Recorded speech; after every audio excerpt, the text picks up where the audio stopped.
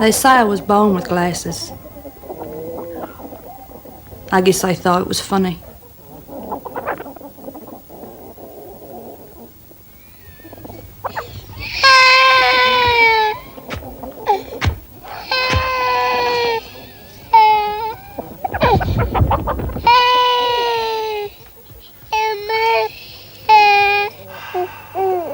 As for me, I'd always seen life in a certain way.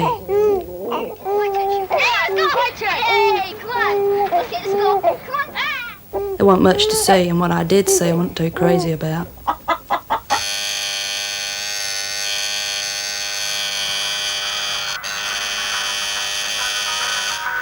be dancing in the hen house the day I come home. In my sweet baby's arms, well, I won't be alone. I had this idea that inside somewhere was this big heart, beating and ready to be heard. There was just too much surrounding it for it to be noticed.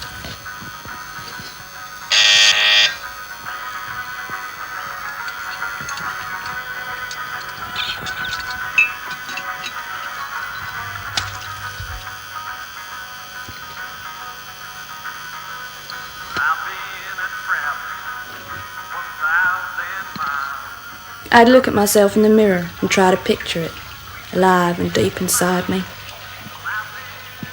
But all I could imagine was flesh and bones and blood, all sticky and mashed together, like the aftermath of a bad road accident.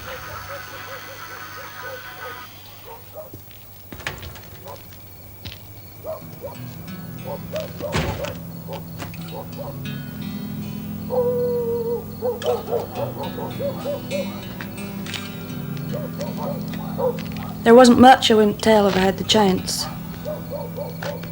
Fact is, there was never very much to say.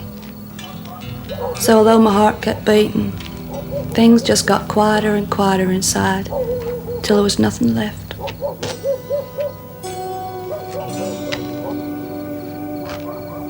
It all started when one night God spoke to me from the closet.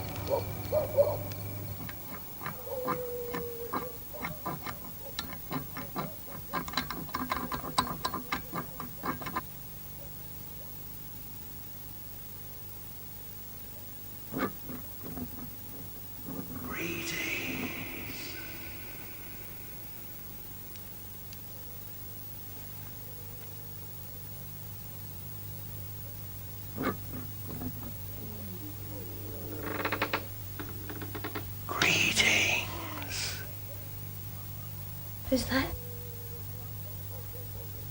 I am God.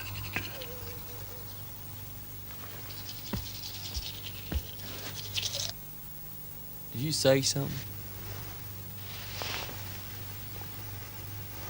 No.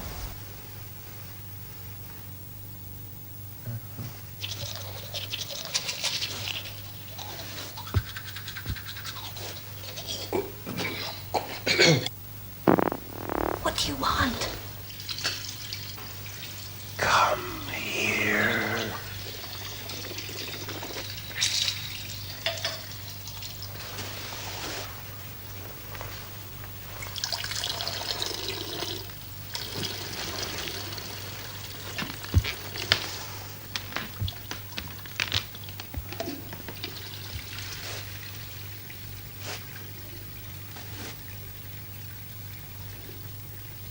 So what? Do you believe in the All-Holy Father, the glory of the afterlife, the blood-filled cup of Christ, the Holy Spirit, the lambs of the flock, the triumph of the weak and suffering, the soul of man that will never die? No. Well, Well. So I guess that's it then. Good night.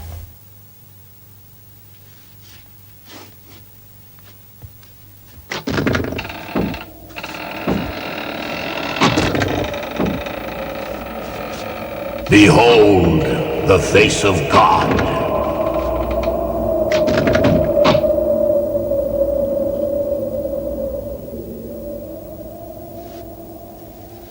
Seek, and ye shall find.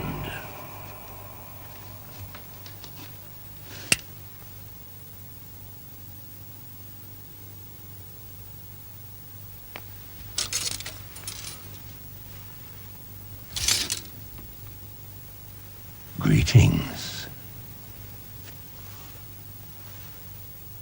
You'll fly. God shows himself in many forms. A dead fly? It doesn't matter. Your presentation sucks. Listen. You are about to commence your journey. Tomorrow is the beginning. Leave what you have behind. Tomorrow, you are born again.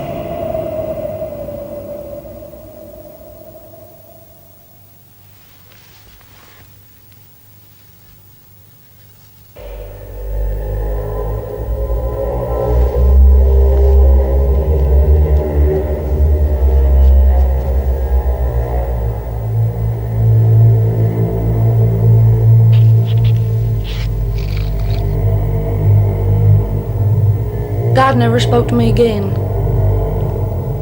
But I decided to take him along for the ride anyways, just in case.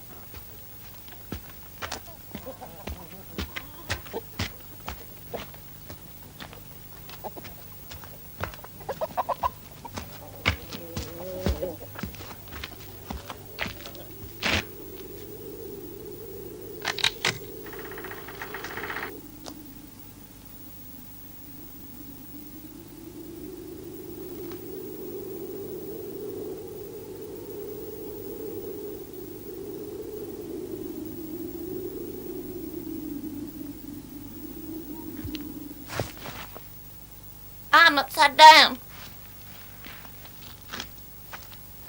Dad!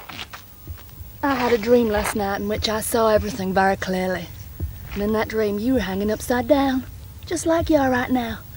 Except instead of a post, you were hanging upside down off a great big meat hook. And you were calling out, just like you are now. Except the reason you were calling out was because there was a bloody great fire underneath you. You were calling out my name, saying, "Save me, save me."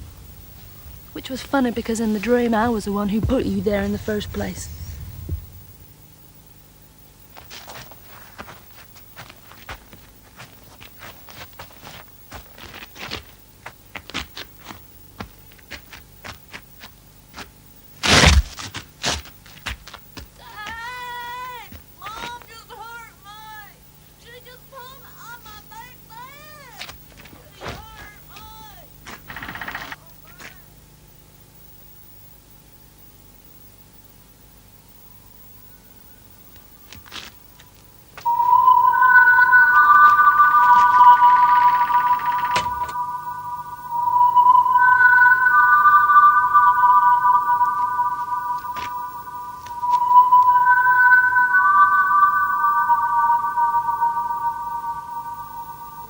You disappeared so slowly from my life, bit by bit by bit, that by the time I stepped out the picket gate, I could no longer remember what it was I was leaving behind.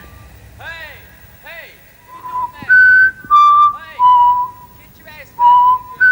Come on.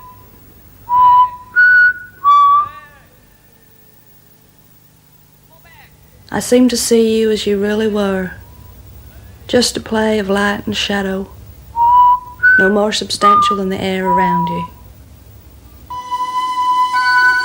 I watched you dance with such beauty that for a moment I found myself wishing that you were really still there. And then the wind changed and took you away.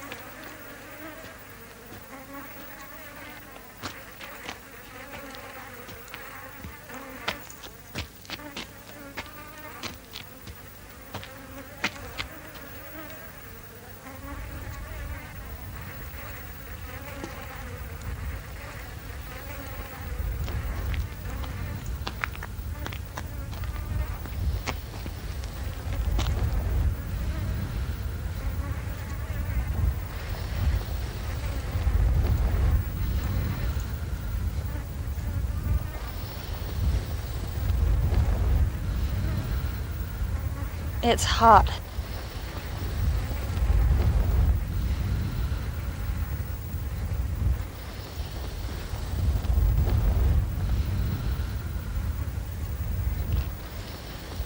Suppose.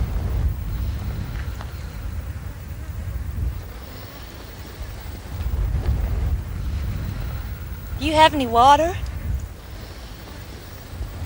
Just enough for myself.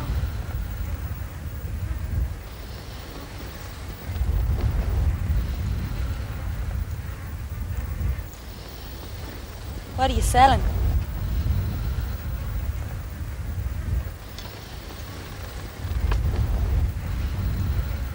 Apples.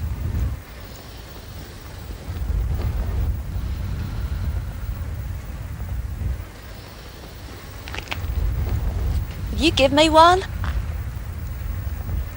Got any money? I don't have anything.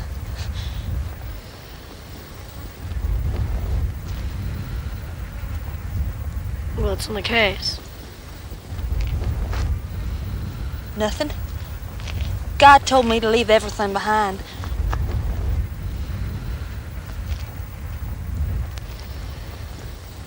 I'd give it to you in exchange for an apple.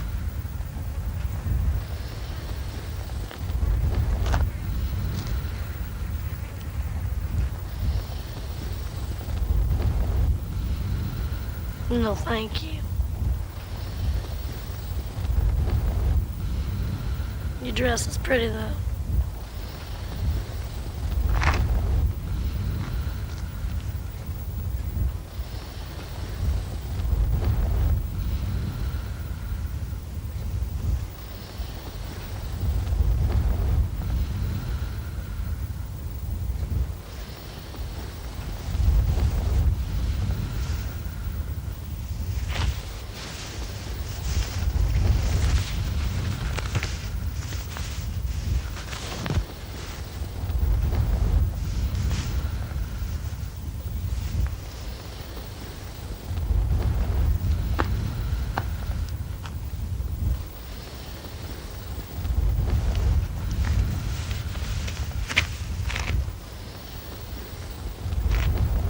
Take two.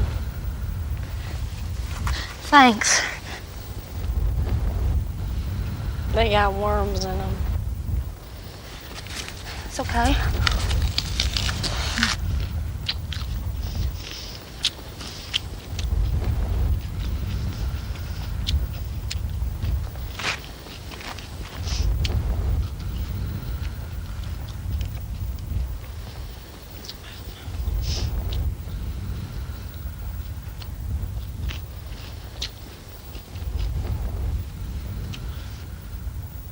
Well, bye.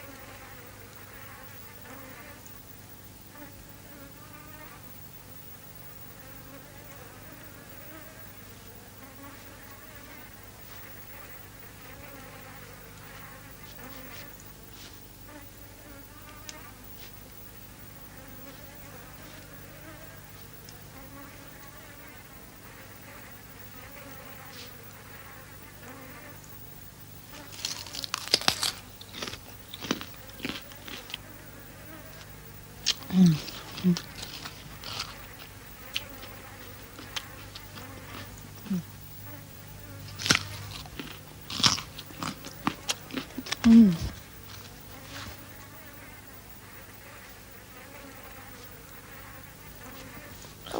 where's that in my hat? Damn. Hat! You! Hat! Come on, come on. Oh, kill my machine.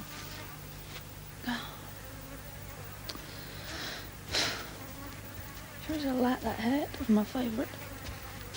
God, my mom's gonna kill me when she finds out. Damn. I like that hat. Look real neat. That little coop with a net and there in the front.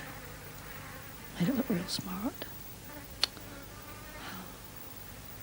I'm gonna miss that. Well, hat's a hat. That's what people say. Hat's a hat. I like that hat though. Damn it.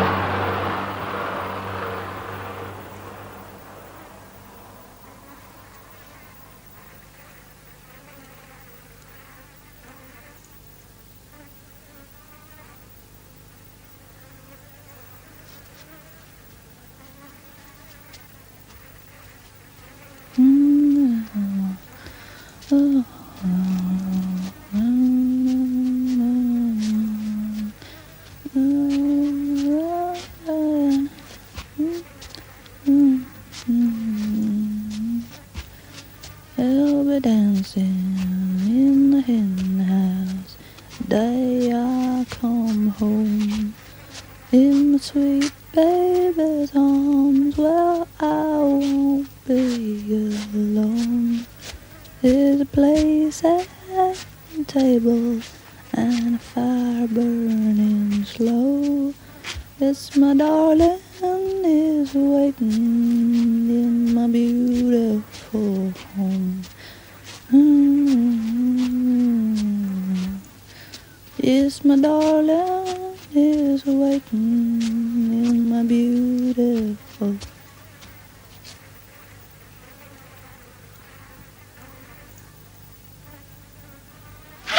Damn! God damn it! Shit! Shit! Shit! Shit! They ain't eating nothing. Hell, God! I gotta change that baby. Hell, damn it all to hell! God, what?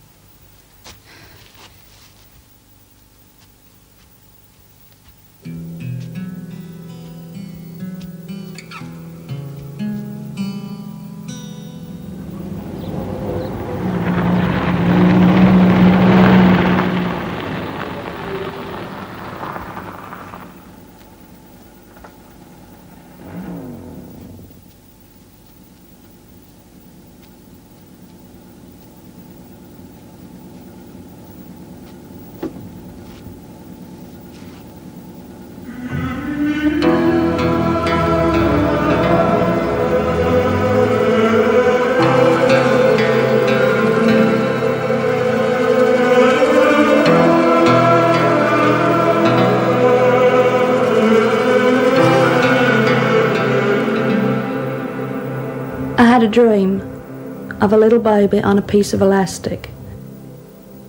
And the baby was flung high into the air in a huge arcing circle.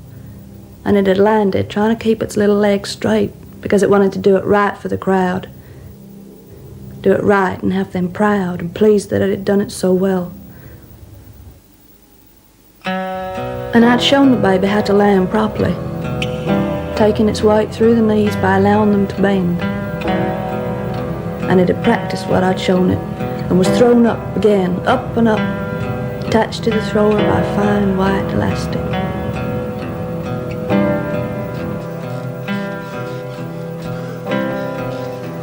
and it was smiling at me, smiling and smiling.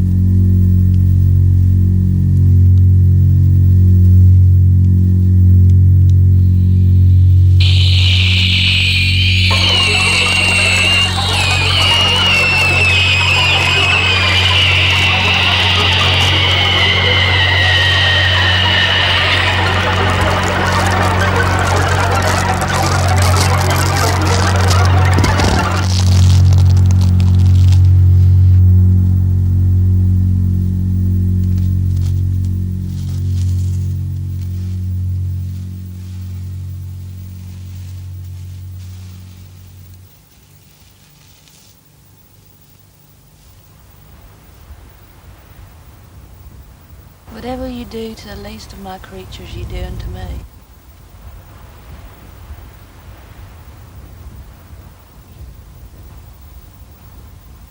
God?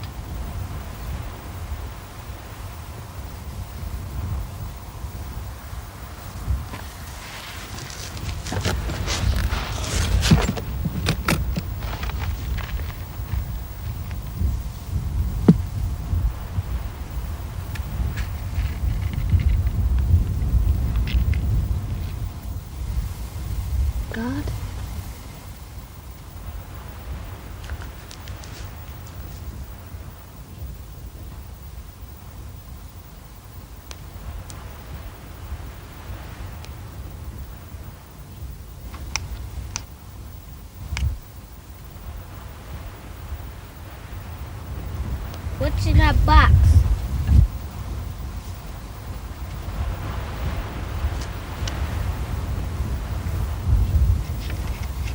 Fly. Would you like it?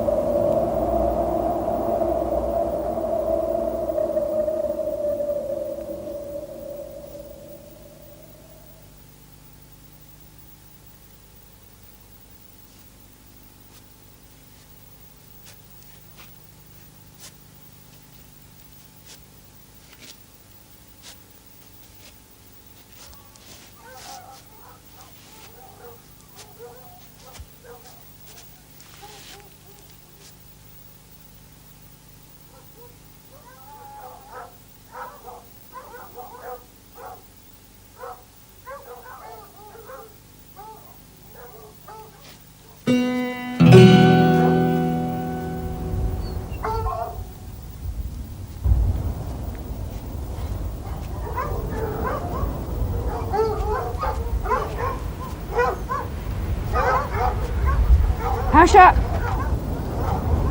Shut the fuck up!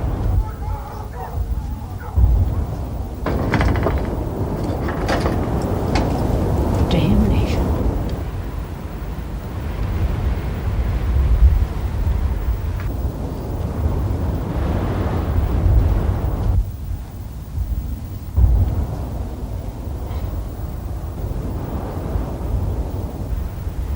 Afternoon, lady.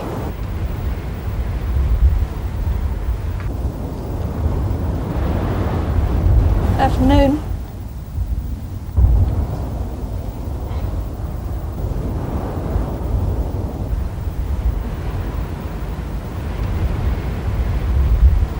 Walking, huh?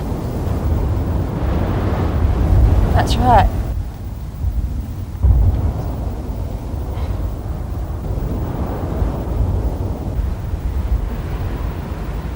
Well, this is a place to walk.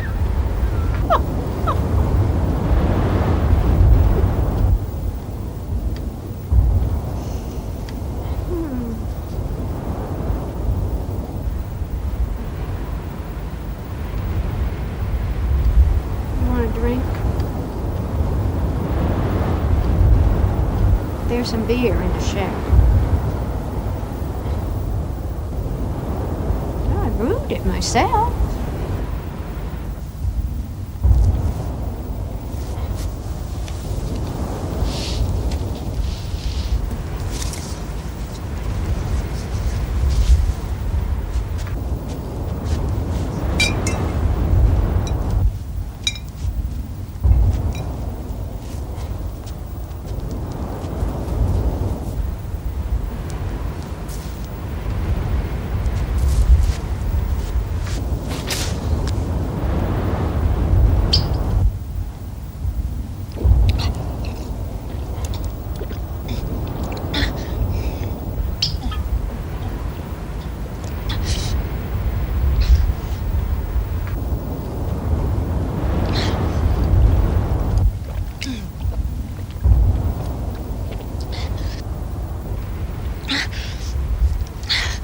Walking long?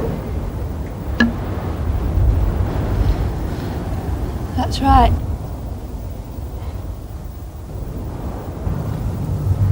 We don't get much company out here.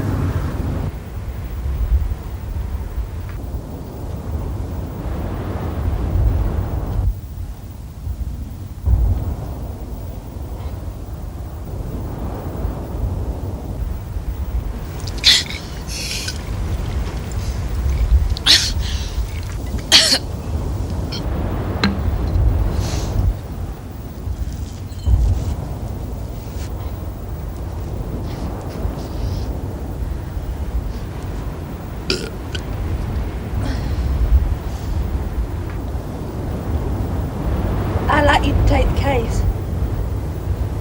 Ain't nothing in it.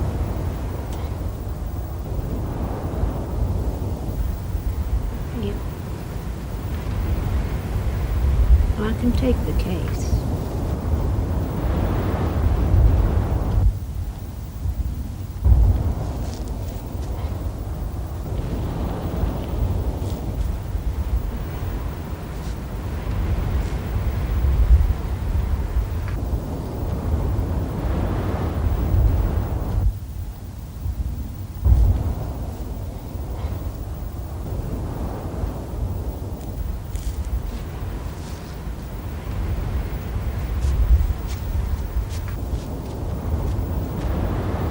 Hey, lady!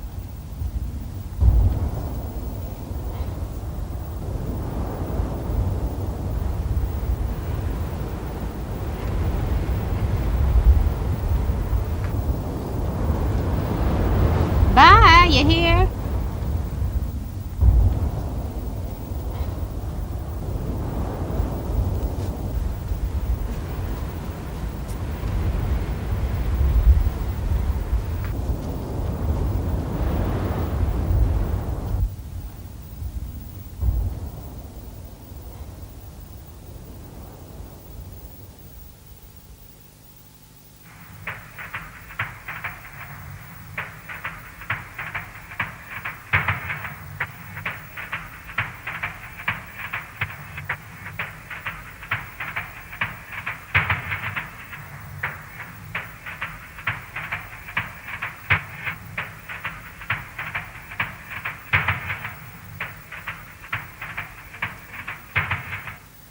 And I began to see in a way I hadn't before. I could see the big stroller, big like an automobile, filling the bottom of the stairs. And my brother bouncing and rolling down those stairs, tiny tacks sticking up proudly, reminding us of the time we had carpets. And they looked at my brother, and they turned and looked up at me. And I could see my big belly jutting out way in front of me. And they all looked at my belly and smiled at it, stroked it. Some of them talked to it. And I could see the dusty chapel. And they looked at me, and they saw my dress, and my pretty hair. And they looked at his suit, and his mom's hat, and the baby. They looked and looked at that baby.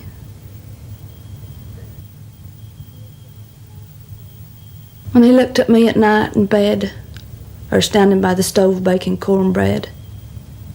And he saw my womb and my breasts for sucking, for him and the kids. And my hands to bake and pick and stroke and weed and soothe.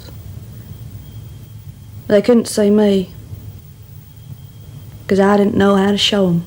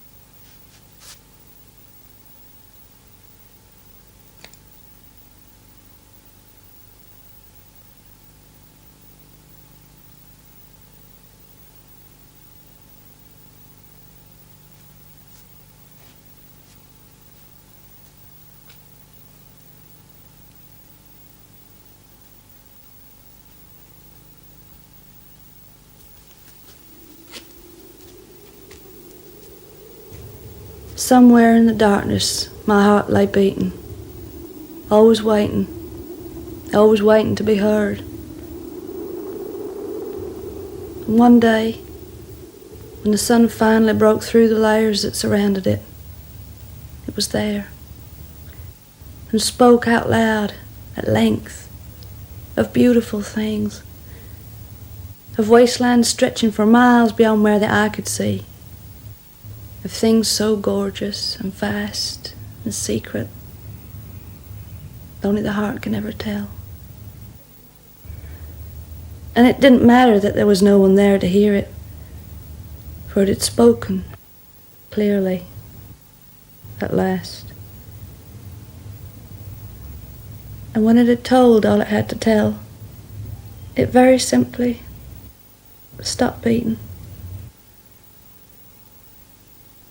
Just stopped, like a fly whose wings no longer held the air.